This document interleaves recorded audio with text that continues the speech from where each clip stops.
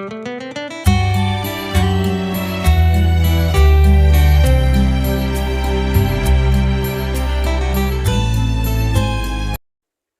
Assalamualaikum warahmatullahi wabarakatuh. Jumpa lagi dalam channel MS Rahab. Jadi hari ini saya akan memberikan semacam tips and trick gitu bagaimana agar skripsimu berjalan lancar. Ya, tipsnya adalah cara untuk mendekati dosen pembimbing. Ayo, jangan bilang-bilang ya. Ini hanya untuk kita bersama. Ya, semoga setelah kamu mendapatkan tips and trick ini kamu bisa lebih lancar dalam skripsinya. Ya, yang pertama, ya, jika kamu berurusan dengan yang namanya dosen pembimbing, kamu harus kenali dulu dosen pembimbing kamu. Ya, jadi ketika kamu memang sudah kenal, itu suatu keberuntungan. Nah, masalahnya apabila kamu belum kenal, maka harus kamu kenali dulu.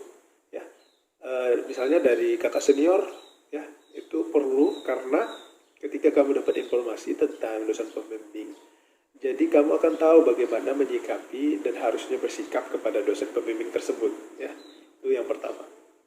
Tips yang kedua adalah kamu harus memberikan kesan yang bagus kepada dosen pembimbing saat Anda bimbingan.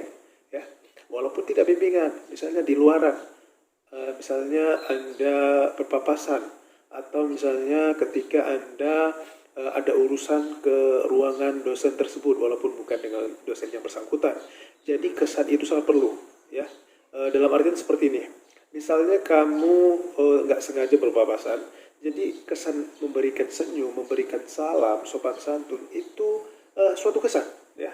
Jadi jangan lelah untuk memberikan itu dan buatlah kebiasaan-kebiasaan itu menjadi kebiasaan yang kamu lakukan tiap hari, ya. Sebenarnya bukan untuk dosen pembimbing saja, tapi semua orang perlu memberikan kesan yang baik, ya.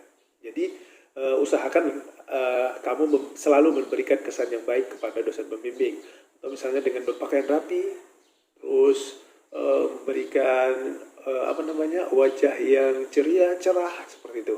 Itu adalah hal-hal positif yang akan memperlancar skripsimu nantinya. Baik, yang ketiga sekarang, ya. Yang ketiga itu adalah komunikasi, ya.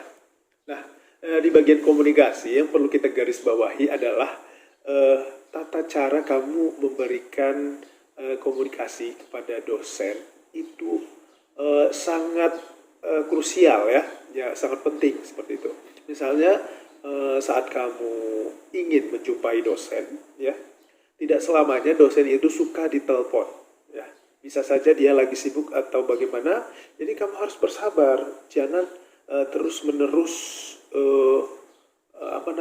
seolah-olah kamu ingin itu harus dibalas segera, itu tidak bisa, ya. Jadi komunikasi yang baik itu adalah jangan ada keterpaksaan antara kedua belah pihak, ya.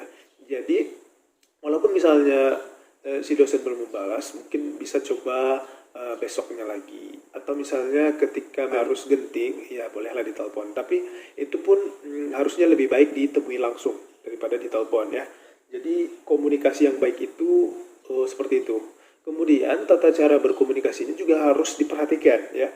Coba kita bandingkan, misalnya kalau Anda menyebutkan di sana hanya Pak, Bapak di mana, kapan saya bisa bimbingan, itu terkesan bahwa kalian itu berada pada rentang yang sama seperti itu. Maksudnya harusnya kan kamu lebih sopan kepada dosen pembimbingmu.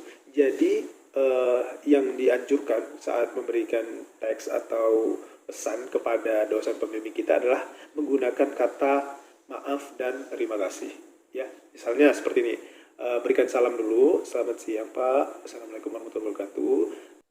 Saya prodi pendidikan matematika, misalnya seperti itu. Saya ingin bimbingan proposal saya Pak, bisakah saya bimbingan hari ini, atau misalnya kapan saya bisa bimbingan, terima kasih atas waktunya Pak, gitu misalnya, kan. Jadi ada kata inti di sana, salam, terus maaf dan terima kasih. Itu adalah 3 kunci dalam berkomunikasi sebenarnya, ya, yang sangat perlu Anda harus tetap buat, ya. Kemudian yang keempat itu adalah persiapan, ya. Persiapan agar skripsi lancar dan kamu bisa dekat dengan dosen pembimbing adalah persiapan. Maksudnya seperti ini, jangan ketika ada kesempatan untuk bimbingan, Anda belum tahu apa-apa sama sekali, ya. Itu adalah hal yang sia-sia sebenarnya, karena seorang dosen, pembimbing, akan merasa bahwa kamu saja belum siap, untuk apa dibimbing pada saat itu. Kecuali memang kamu benar-benar buntu dan sudah cari tahu, tapi memang tidak bisa mengerti gitu. Itu beda kasus ya. Jadi yang pertama, persiapan itu adalah kamu sudah pelajari matang-matang, sudah ini segala macam. Tapi ketika kamu bingung, ya boleh, tidak masalah. Tapi yang jadi masalah ada ketika kamu tidak tahu apa-apa mengenai proposal skripsimu atau skripsimu. Itu adalah hal yang sangat tidak bagus untuk dilaksanakan. Jadi persiapkan diri dulu sebelum ada jadwal bertemu dengan pembimbing. Karena ketika kamu sudah persiapan, si dosen pembimbing juga akan enak memberikan arahan selanjutnya. Ya, seperti itu. Kemudian yang kelima itu adalah jangan bebal, ya, jangan bebal. Maksudnya seperti ini. Ketika dosen memberikan banyak kritik, berikan banyak saran, ya perbaikilah sesuai dengan yang diberikan dosen. Jangan kamu tidak memperbaiki semuanya, malahan kamu hanya memperbaiki beberapa bagian saja.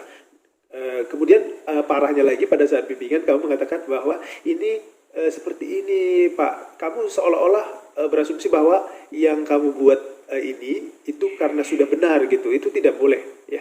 Itu jangan sekali-sekali kamu lakukan, ya. Kamu harus melakukan apa-apa saja yang sudah diberikan dosen pada saat bimbingan. Atau misalnya pada saat bimbingan memang kamu punya fakta atau teori, kamu boleh sampaikan di situ, tapi jangan setelah itu, ya. Setelah dicoret, kamu malah sampaikan sesuatu yang lain, ya. Jadi teruslah berkomunikasi dengan baik seperti itu, ya. Kemudian yang keenam adalah peduli. Nah ini catatan sedikit ya untuk kamu yang ingin lancar skripsinya dan dekat dengan dosen pembimbing adalah kamu harus punya sifat peduli. Maksudnya seperti ini, kamu tidak harus datang atau tidak harus berkomunikasi dengan dosen pembimbing hanya gara-gara ada perlunya. Seperti itu. Misalnya ya peduli maksudnya misalnya jumpa gitu ya, atau misalnya dari pesan si dosen punya status atau bagaimana, boleh kamu tanyakan, gimana kabar Pak, lancar harinya, semoga harinya senang ya Pak, gitu ya. Itu bagus. Atau misalnya papasan juga, selamat pagi Pak, gimana kabarnya hari ini Pak. Nah, gitu. Itu hal-hal seperti itu adalah hal-hal yang membuat seseorang itu merasa dipedulikan, ya. Jadi ketika kamu menanamkan rasa peduli pada dirimu, otomatis si dosen pembimbing, ya, ini tipsnya agak apa ya, karena saya juga dosen pembimbing. Ketika kamu menanamkan rasa peduli, maka si dosen pembimbing juga akan menimbulkan rasa peduli yang lebih kepada kamu, ya. Sedikit banyaknya itu pasti akan ada. Jadi usahakan untuk peduli, ya. Kemudian yang terakhir adalah gunakan referensi. Nah, di bagian terakhir ini juga sangat penting, ya, karena terkadang kalian bimbingan itu tidak ada apa-apa, hanya membawa skripsi kalian tanpa ada embel-embel lain. Itu sebenarnya hal yang sangat fatal dirasa dosen pembimbing. Dia akan merasa bahwa kamu itu tidak mempersiapkan dan juga tidak paham, ya. Yang penting setiap kamu bimbingan pasti akan ada yang diperlukan buku, jurnal dan sebagainya yang perlu untuk menunjang apa yang kamu tuliskan dalam skripsimu. Jadi gunakan referensi. Nah, ketika kamu sudah melaksanakan 7 ini, saya yakin ya 50% ke atas ya, skripsimu ini akan berjalan lancar dan kamu akan lebih dekat dengan dosen pembimbing sehingga ada keterikatan batin antara kalian berdua yang memungkinkan kamu akan lebih enak saat bimbingan dengan dosen pembimbing tersebut ya. Jadi itu dia tips untuk hari ini. Mudah-mudahan kamu bisa melaksanakannya dengan baik dan sukses skripsinya. Salam pendidikan.